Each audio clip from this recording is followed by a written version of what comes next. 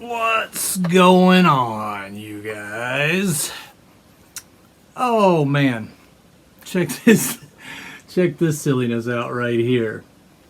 It is a 1990, oh my gosh, I've forgotten, 5 Gibson Studio. Oops, sorry about that. Sorry about that right there. My bad. It's had a few custom things done.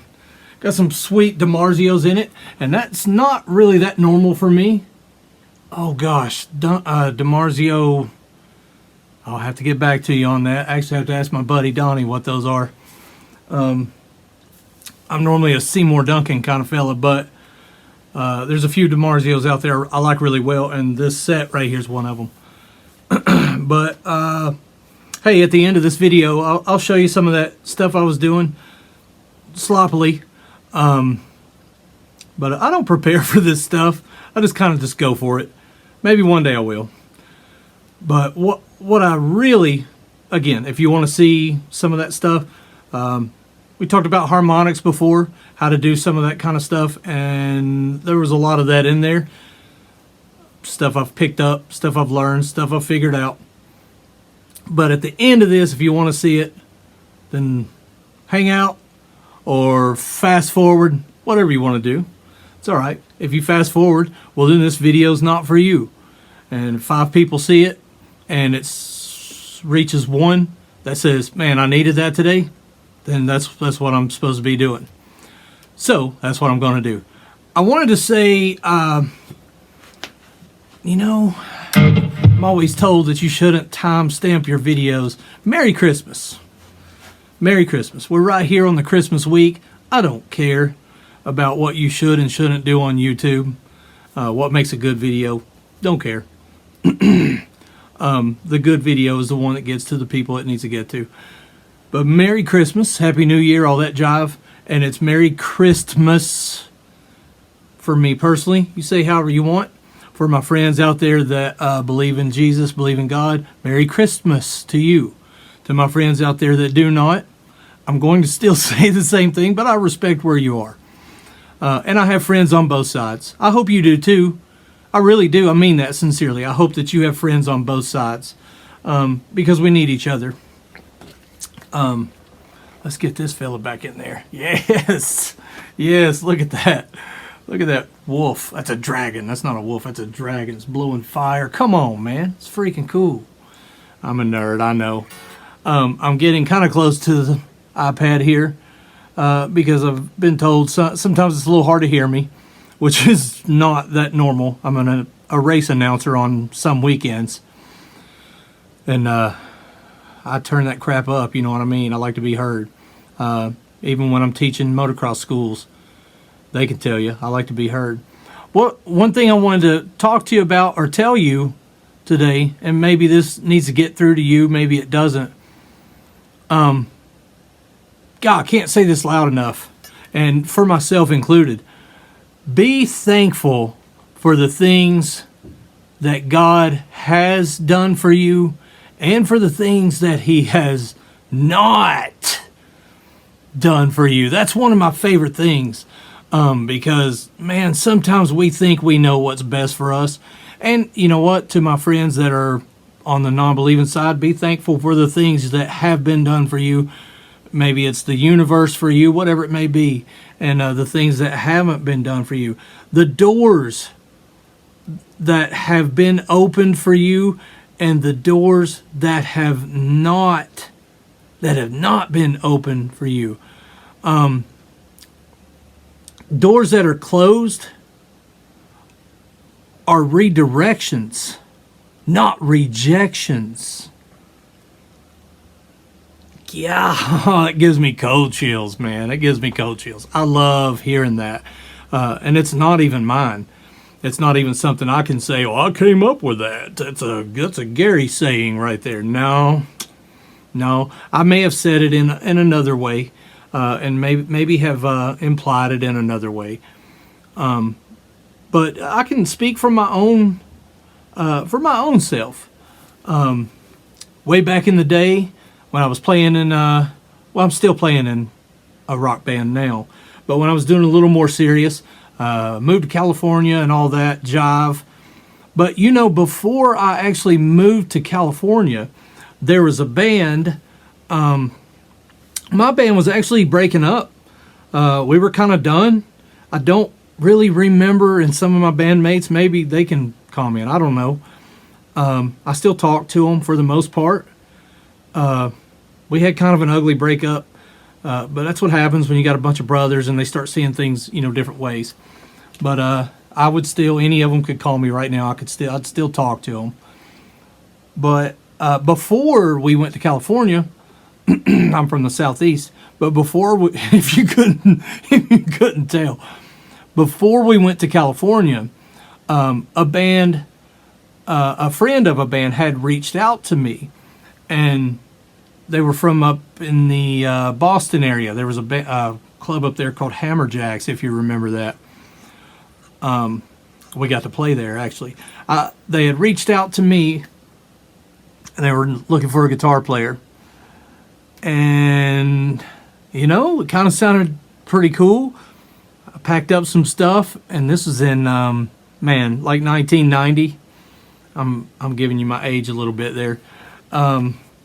So I packed up my stuff and went to Boston for a couple weeks, and we recorded some stuff up there, ended up playing a show, and it was pretty cool, actually. It was pretty cool. I came back home. There were a few issues now, I'll be honest. There were a few issues. Let's keep in mind, this was the end of the 80s era, and there were some things that I was kind of iffy about, but thought, well, maybe I can positively influence some folks and get things going in a straight line. Let's just leave it at that. Great guys.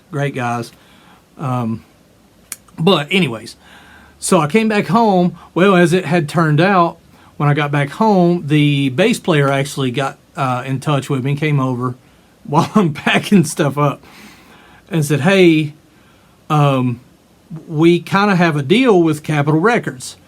Catch is, we have to go out to LA to pursue it, to play live, to record, etc. So if you want to hear more of that story, man, I'd love to share it. I'm cool with that. It's a fun story for me. But the condensed version is, and this is where I'm going with this, is my thoughts were, well, I can go to Baltimore and play with this band that's already got a thing going. They already kind of had some record people reaching out to them. And please do not judge my guitar playing right now on what it was back then. I may even be able to get some links to some old stuff. I was a way better guitar player. Not a great guitar player, but better. But I ended up not going to Boston because my thoughts were, okay, well, I can go up there and play their music with some of my influence, and I'm certain we would have written, quite a bit of new stuff. We kind of actually did while I was up there. Or I can go to California and play. We had a ton of songs written, and play songs that are mine, that I've already got a pretty vested interest in, and not have to wait to get my stuff out there. And the stuff I had written with this band, in my opinion, was pretty darn good. Pretty good stuff. melodic, kind of, if you will, Skid Row-ish top kind of a top thing. We had a fantastic. The whole band was just freaking phenomenal. The singer was out of this world, just freaking unbelievably good.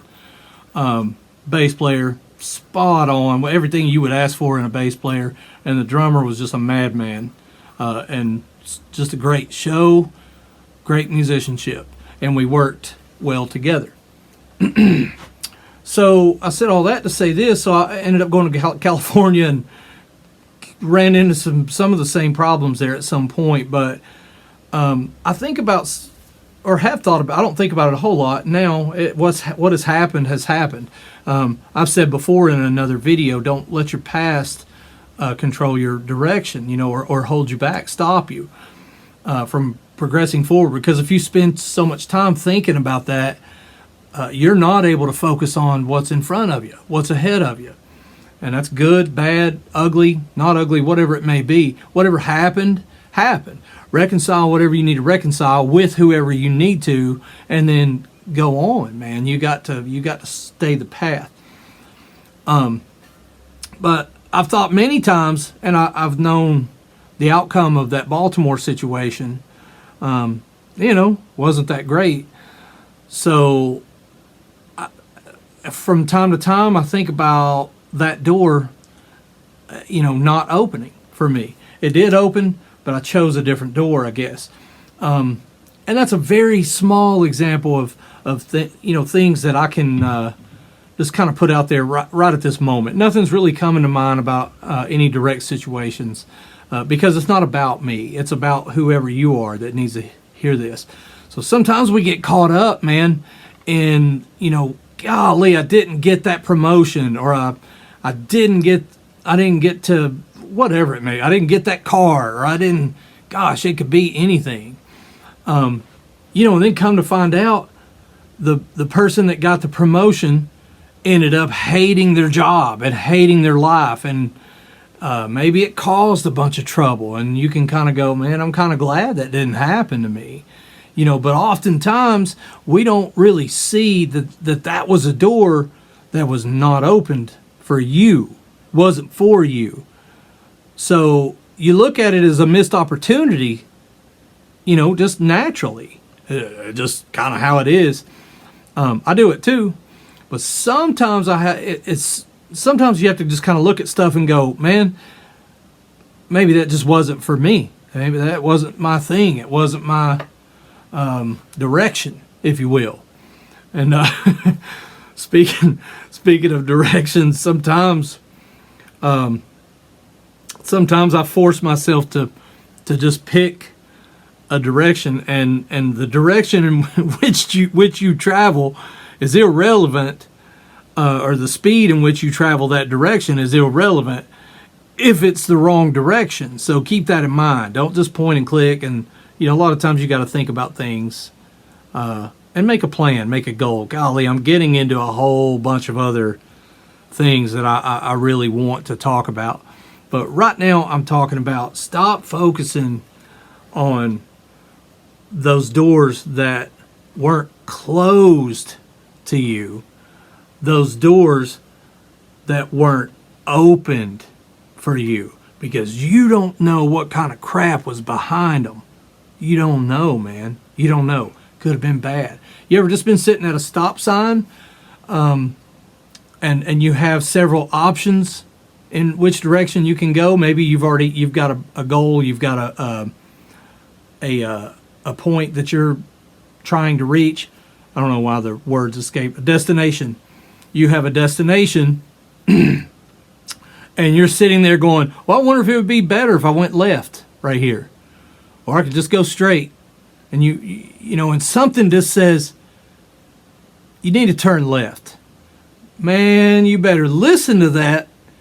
You can call it the universe, you can call it Jesus, you can call it the Holy Spirit, you can call it intuition, you call it, hey, whatever you want to call it. I call it the Spirit, I call it Jesus a lot of times, because it's one of those things. I feel like even sometimes my wife will say, why don't you turn left right here? You normally go straight. I don't know.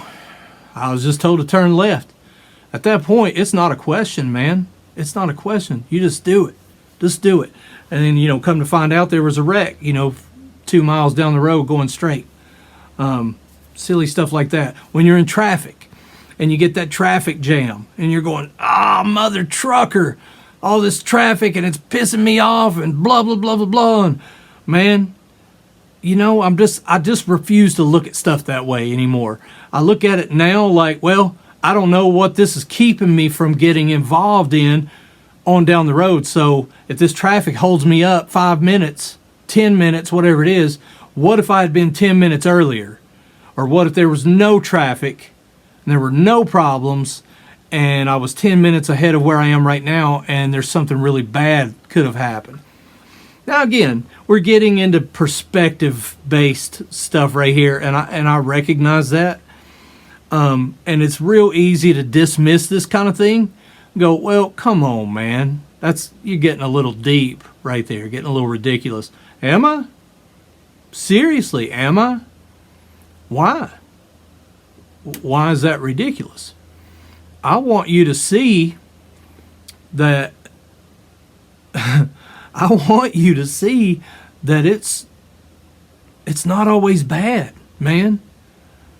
It's not always bad when a door closes on you. Sometimes it's good.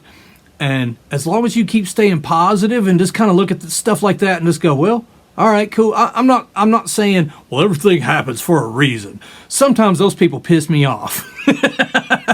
Sometimes I hate when somebody tells me that. But, could be something to it. There could be something to it. It's just however you're going to choose to look at it. I'm just not going to look at it in a negative manner. And you know what's crazy about that? I really believe because I don't. Stuff kind of pretty much always works out. I'm not saying I don't have effed up stuff in my life happen. Matter of fact, I can give you a list right now. I can absolutely give you a list right now of stuff that's going on right now my wife and I are dealing with. And a lot of people would go, God dang, man, that's some bad luck. But you know what? It's not that bad. We're going to get through it, and we've got the ability to handle it. It's all good, man. It's all good. And the end result is the reward at the end after we get through the high water. It's good on the other side. I can see it. So I'm just choosing not to get bogged down in the stuff that's, craziness that's going on right now. And it's not that bad. Don't get me wrong. I'm not giving you well, I've got it tough. There's people out there that's got it way worse, man. And believe me, we're praying for them all the time. And, we help some of them. Man, there's no better feeling. The best way to help yourself is to help somebody. You know what? It's Christmas, man. It's Christmas time. It's time for a new year. Don't wait till January 1st to do whatever it is you were going to do. Do it right now. And don't wait to get in that giving spirit. Pay for the person behind you there in the drive-thru. Pay for their lunch. Pay for somebody's dinner. Whatever. Whatever. It just feels great. It just feels great to do crap like that. That's terrible to say, isn't it? To do crap like that. Hey, it's me. It's just me. But don't get caught up in the doors that didn't open for you. Don't get caught up in that, man. Don't get down on yourself. Don't think that you're you might be in a season, I don't know, but it'll end. It'll pass. It will pass. Don't get caught up in it. Just make sure you step outside of it and look at things, from the outside looking in, and stay focused on the solution to whatever it is you're dealing with. You can do it. You can do it. It's not just because it's Christmas. It's not, make it that way all year, every day, all year. Get unfocused off that negative outlook. And that's all part of what I feel like I'm led to do, I guess, is changing people's outlook from negative to positive. I want to unweight the imbalance. We have enough negativity. We really do. So let's tip the scales back over to positive. Hey, let me show you the stuff I just did. And I'll do this real quick. I got a few things to kind of get prepared for tomorrow. We have a very busy day, but it's going to be all right. It'll be good. So we talked about harmonics before, and it's one of my favorite things to kind of mess around with, harmonics on a guitar. So I'm finding the octave up here, but and George Lynch, if you're watching, I stole this from you. He's probably watching. I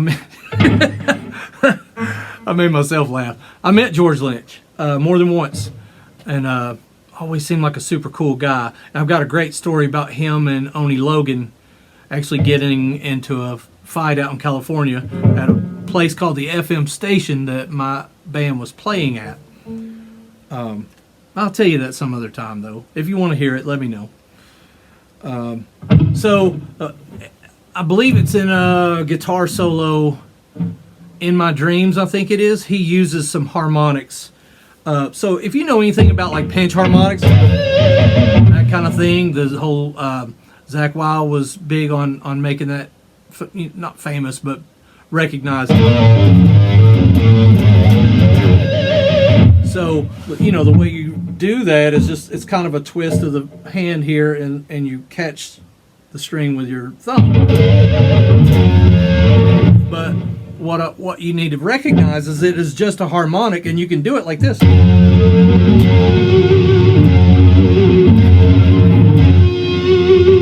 you hear it in there. So really, it's finding those places, and depending on what sound you're looking for. But what George does, I think it's in the In My Dreams guitar solo. Now I played it in a different key, just in that little opening thing. But so he starts off with this bend, and then right here, let me do it in the right key. So it's actually right here.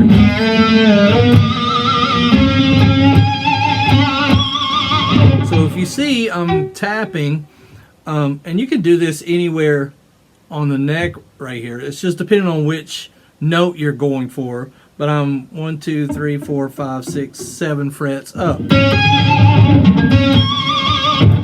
So you hear that? It's kind of cool. You can barely tap it, or just lay your finger on it. Kind of cool, right?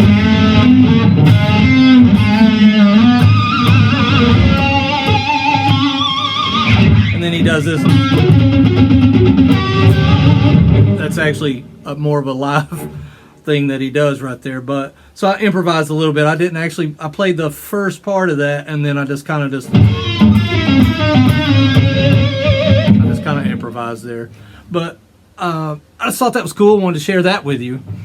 And then there's a blues lick that I use the crap out of just because I like it. Nothing I've invented. I've just maybe do it. Sometimes it's my own way. Sometimes it's how I've seen other guitar players do it. But it's just this basic.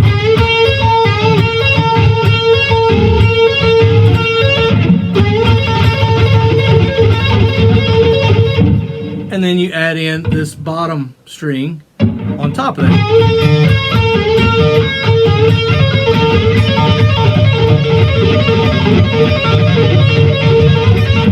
So one of the things I like to do to make that sound so nasty and so dirty is by letting those notes ring. So if I mute it, if I palm mute it, I'm just showing you right here, then you can hear those notes pretty clean. And it's got a different sound to it. See, I'm not picking all of them, but it kind of sounds like I am. But I'm just palm muting.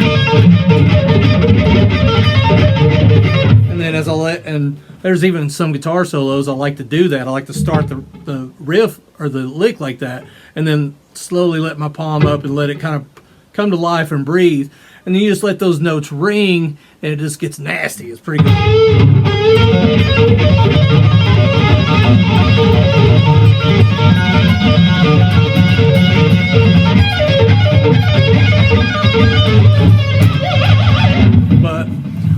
That kind of, you're kind of almost getting into guitar solo for Freebird right there.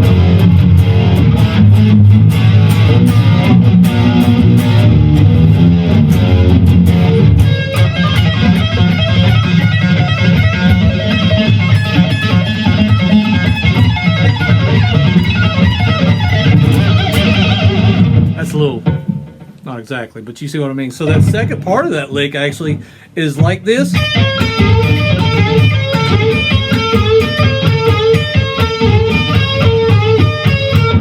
But you're just holding, it's just these two frets right here. And I guess if you had to hear each, you had to hear each note individually, because I moved it up to G right here because it's in G. It would be like,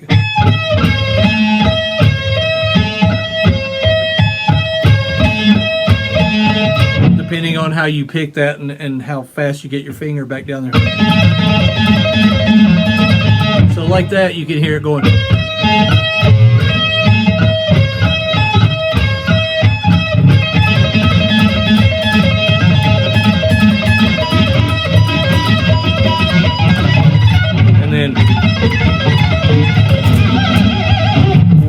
Whatever on that last part, but you see what I'm getting at. So try it, man. And that's just on the G string where I did that. You can do it on any string, it doesn't matter. See, kind of cool.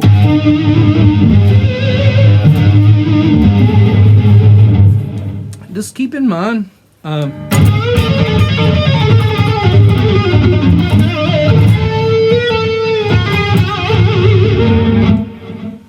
oh, sorry.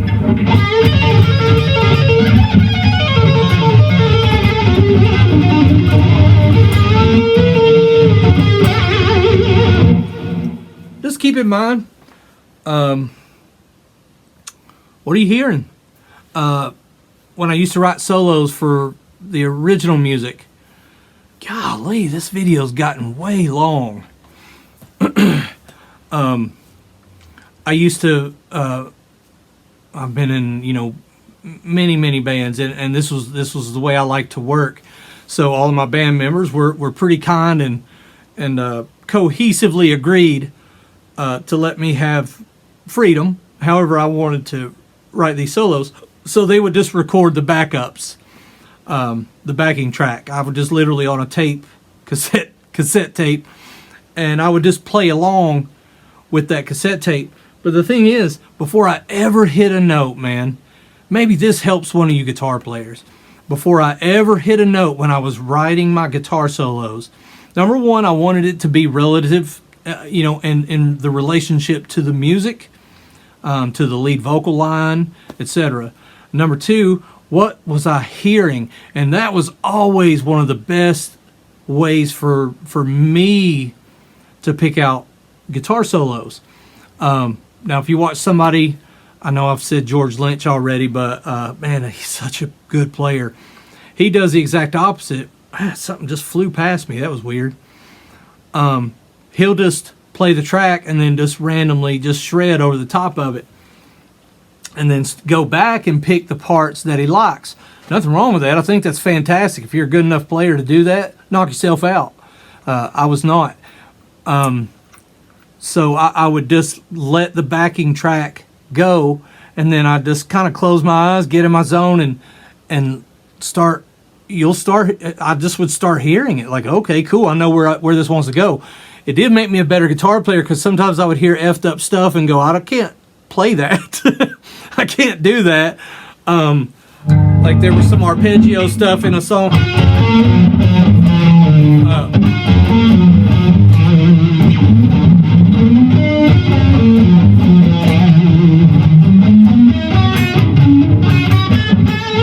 Anyways, I don't think that was even close to what I was doing, but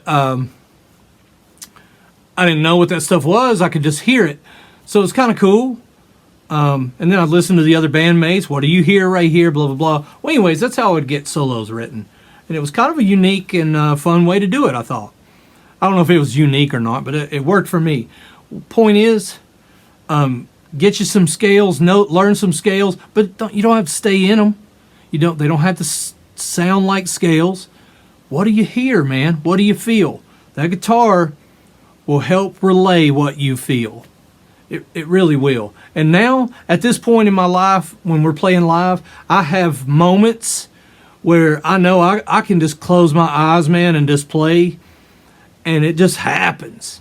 It just happens. Like me and this guitar become one, and those notes are just there. I may not hit them 100% of the time, but if I don't, I can get up to them pretty quickly and pretty easily, because I know where I'm going. I know what I'm reaching for.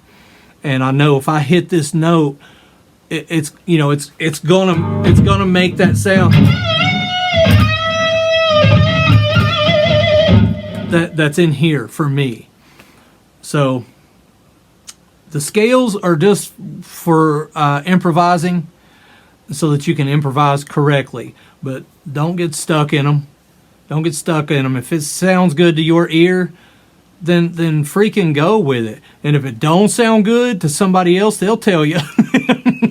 They'll tell you, and then you just make your corrections. Okay, well, it's not in key or whatever. But anyways, hope you dug that. I enjoyed actually making this one. So, like I said, I got stuff to do.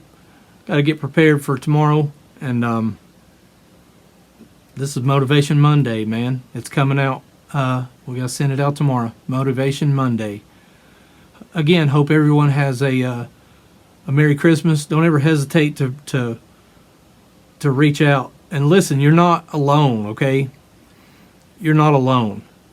Sometimes we think we're alone. You're not. You're not. If you look down, there's more than one footprint with you. A lot of times just being alone doesn't mean necessarily that you're alone. It just means that you're carving your own path. Right? There's trail makers and there's trail takers.